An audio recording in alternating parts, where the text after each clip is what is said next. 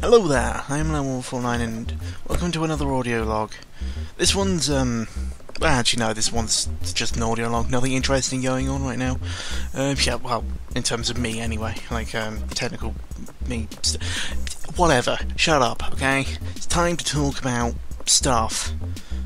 More pivotally, Persona 5. It's coming out in our Jazz gameplay trailer. Holy shit, it looks amazing. Seriously, I like the... Well, I've liked Persona 3 and 4. I mean, I've spent like over 100 hours into Persona 4, and fucked if I know how many hours into Persona 3. And they're just nice games. They're one of the few JRPGs I actually ever play. Yeah, they're just nice games. Go play them. Persona 5's coming out, and Jesus Christ, it looks amazing. Like, I mean, they had already released an announcement trailer, teaser, thingamajiggy, and it was okay. I mean, it was just a little bit of an animated cutscene that explained bugger all, except the fact that, you know, Persona 5 exists now. Though looking back on it, it does actually give more hints than you would have thought about what the game's actually going to be about with the whole ball and chain stuff. But yeah, that game looks amazing. Like, it seems to be really, really differing from the way 3 and 4 have done things. Like, from what I played of 1 and 2, they are massively different to each other and to 3 and 4. Like, 3 and 4 are very similar. Like, I mean, there's a point where they could... Well, I was about to say they could happen in the same universe, but fuck that, no, they don't. Please, no, that causes, like, continuity, bullshittery stuff that just will blow my bloody brain out. I like finding things with consistency and having consistent laws of a world, but apparently other people just like making / fanfics, but fuck it, whatevs. Isn't that, like, kind of fandom amazing? No, it isn't. It's terrifying, actually. But yeah, on to actually Persona 5 and why it looks so amazingly different. First of all, I'm pretty sure you're a criminal in the game. That is such a massive distance. Yes, but it is a pretty big distance from the other games. But what I meant to say was difference.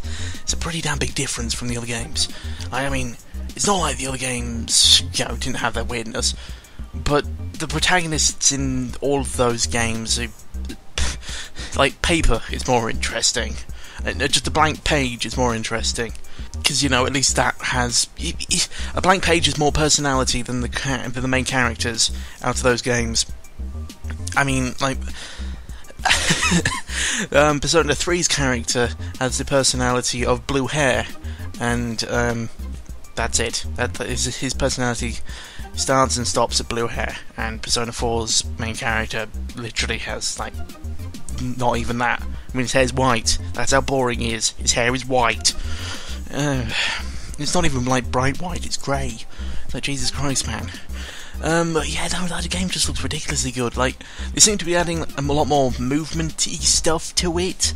I mean, they showed him jumping across chandeliers and stuff, which is pretty damn cool. Like, and hiding behind stuff. Because, you know, with the whole criminal thing, you kind of assume either, like, amazing violence, which doesn't really suit the series in the slightest, or sneakiness. And, yeah, no, that does suit the series. Because this is one reason why I really like the Persona 3 and 4, because they don't have the bloody random encounter system, okay? Now, I get it. The random encounter system was created because of limitations of not being able to render, like, other enemies there, okay? I get why it exists, but that doesn't mean it isn't the stupidest thing in the universe. Like, we don't need to have that restriction anymore. We're on, like, the PCs, the PS3, even, like, the PS3s and the Xbox 360s could do that shit, and yet, for some reason, people still keep the bloody system. It's the most annoying thing in the universe. So, yeah, Persona 3 and 4 throw that shit out of a window, and assumably 5 does as well. So, you know, the whole sneaking thing. So, you know, it's a lot more about getting behind an enemy and hitting him in the back so you have an advantage in the actual battle and stuff like that, which is pretty damn cool. On the other reasons of why I own a PS4, Bloodborne, it now has an even bigger gameplay trailer. Instead of, you know, continually showing that one area, everyone's now played to death. Well, anyone who had access to the alpha has played to death. But yeah, no, that game just looks amazing. They released a little gameplay trailer thingamajiggy, and also a story. There we go. I said it correctly at one point or another. Story trailer. And From Software know how to do one thing very, very well, and it's called making really fucking depressing worlds. Like, these worlds are so damn depressing that it made Steam want to restart while I'm recording. That's how depressing things are. Why are you changing so many things? What are you doing, Steam? Oh, whatevs. Putting that aside, back to Bloodborne. So yeah, no, Bloodborne looks amazing. I mean, I like Dark Souls. Didn't really play much of Demon Souls before my PS3 decided to explode, and Dark Souls 2 was just not as good as Dark Souls. Sucks, really. At one point on this channel, I mean, I still have the video, I just have it unlisted. I have a Dark Souls 3 Let's Play. It's only like 2 parts, it might not even be that. Yeah, no, it's 2 parts. I decided to take it down because it was mostly just me going and also complaining about the game. That really wasn't that interesting. Like, I like Dark Souls 2 as a game and stuff like that, but it's just not as good as Dark Souls 1, so all I do is sit there complaining about the fact that it's not as good as Dark Souls 1, which is, I don't think, particularly interesting, is it? I don't know, I didn't find it interesting, and if I don't find it interesting, then why the shit should I upload it? You know, it'd be nice if my tongue attempted to form the words that are going on in my brain instead of it just fucking flapping around being an idiot. Also, it'd be nice if, you know, I didn't swear just randomly for no particular reason. Yay, fun. But yeah, no, Bloodborne. I've said that like 5 times now, but it doesn't matter. Bloodborne looks pretty good. Like, the world is pretty damn similar to Demon Souls and Dark Souls, but it has, like, differences, you know, like the differences between Demon Souls and Dark Souls. Like, instead of the curse of the undead or whatever, it seems to be some kind of weird plague that's in your blood that will slowly turn you into, like, horrific monsters like werewolves and other weird abominations and whatever. And to deal with this, like, they have hunters that go into these infected cities, towns, villages, whatever, to go and, well, rid them of monsters, you know, go stab them in the face and whatnot. But the problem is, the hunters will inevitably become infected with this plague and will eventually turn into monsters themselves. So, you know, it's that kind of everyone is inevitably doomed type of thing that just is very prevalent within From Software, apparently. They're even making games about giant mechs, or the most depressing thing in the universe. Yeah, pretty big difference there. But yeah, so it just looks pretty good. The gameplay trailer seemed to have, like, what sounded like Mr. Tutorial Man talking about how to be a hunter, and then at the end of it, it showed him turning into a monster and attacking you in an amazingly fast-paced battle. Like, seriously, the combat in that game? Holy shit, man. Like, Dark Souls and Demon Souls, Dark Souls 2 have always had, like, slow, methodical combat. It's like, keep my shield up, make sure to look around, you know, keep on slowly going forwards, dodge back when he does his big attack, slice forwards, you know. It's very thought out and slow and deliberate. Whereas this is like, quick, use a shotgun, quick, jump to the side, quick, stab him in the face, quick, like, throw fire bombs at his face. And it's like, holy shit, man, I'm like going 5 miles an hour. 5? What am I even talking about?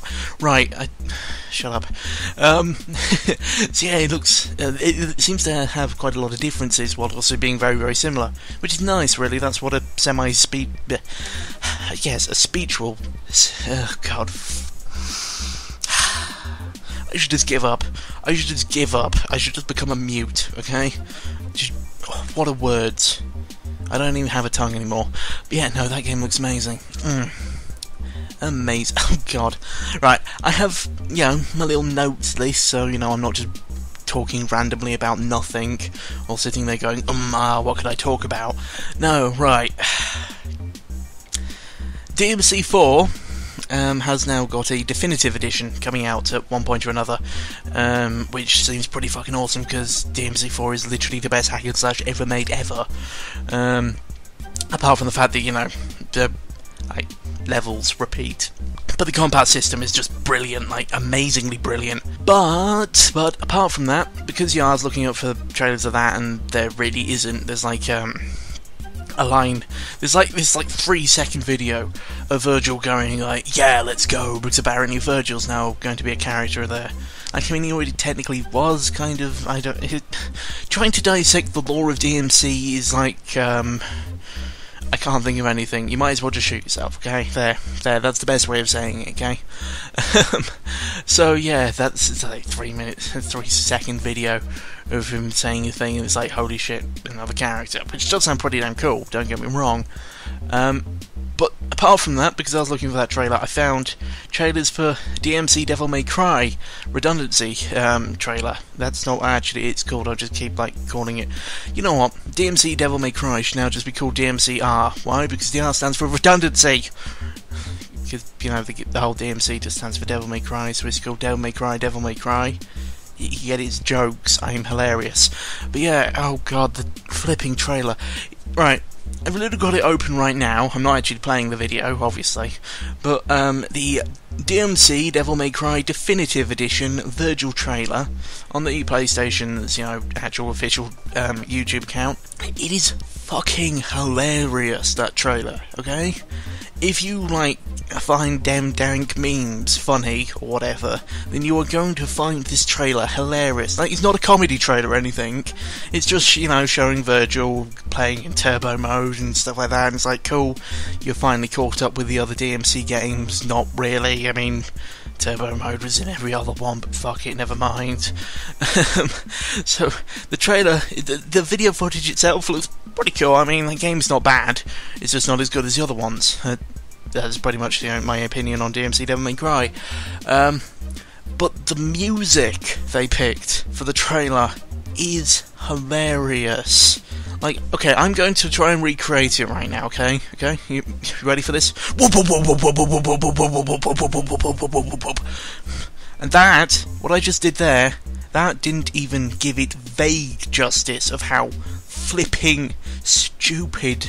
I don't even think you can count it as whoop-step. It's just, it somehow passed beyond the region of whoop-step, and they've gone into this horrific blank space of doing nothing but whoops. Just whoops for miles around. Just nothing but whoops. It's ridiculous.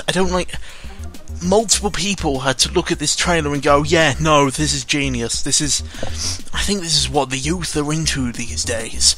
Damn whoops music. It's terrible. I can't make this shit up. What? Oh god. Oh god. I kept reading down my YouTube notes because I'm done with the DMC stuff.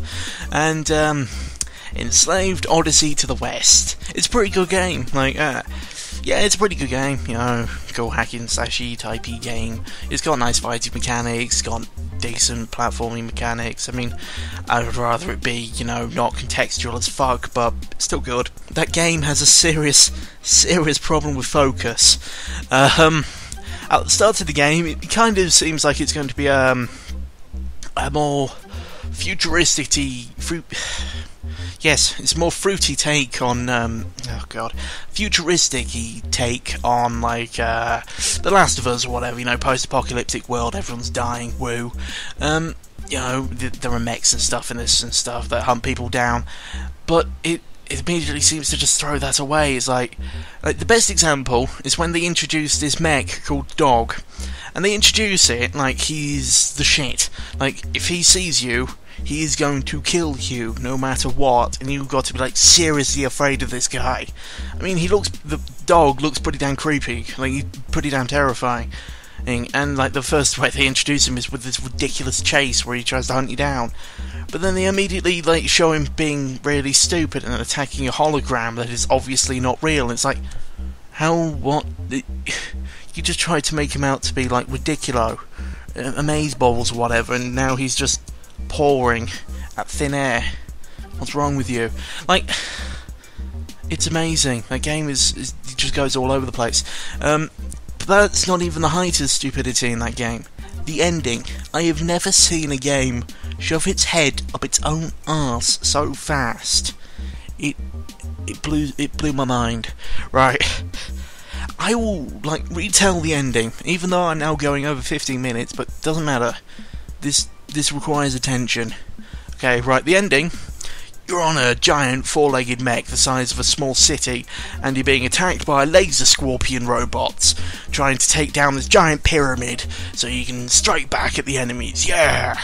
And you're fighting them, you get a heroic sacrifice for one of the characters, and you bust into the pyramid like, yeah, I'm gonna really go and beat up the bad guy or whatever.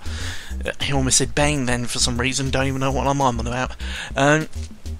And yeah, you bust in there, and then the game just... It kills my brain. Trying to remember it is traumatic. I'm getting PTSD from this shit. Oh god. I'm at a loss for words, okay? That's how bad it is. I'm at a loss for words. So you walk into this place after the heroic sacrifice of being on a giant robot mech, four-legged thing, size of a small city, giant robot scorpions, and then you suddenly, in one cutscene, like, heroic sacrifice happens, suddenly cut to this completely different cutscene of you inside the pyramid. The pyramid's completely white, and then this guy on a computer screen, and his face is live action, the image on the computer screen is live action, and the guy basically goes, "No, actually, I'm not evil. I'm actually the good guy. These people I've enslaved, and I haven't enslaved them. No, I have given them freedom. See, the headbands that burn their brains out if they disobey me. No, they don't burn their brains out if they disobey me. No, what actually happens is that I show them a life they could have had, like VR or whatever. A life they could have had before the apocalypse. I'm not the bad guy. I'm actually just misunderstood." And it's like, what? You mean the mechs you've been controlling and sending at me to kill people, and these laser scorpions, they're not here to kill me. They were merely trying to give me a better life. What the I'm not giving it justice right now. Like, go watch, like, any part of the Let's Play of it, anywhere in the Let's Play. Just watch that entire episode. It doesn't matter when, apart from, the very end. Then go look up the ending, okay? It's like, oh god, it's impossible to talk about because of how much it's just. How would you go that flipping insane at the end of a game? It doesn't. I've been in Land 1149 and I'm just, oh god.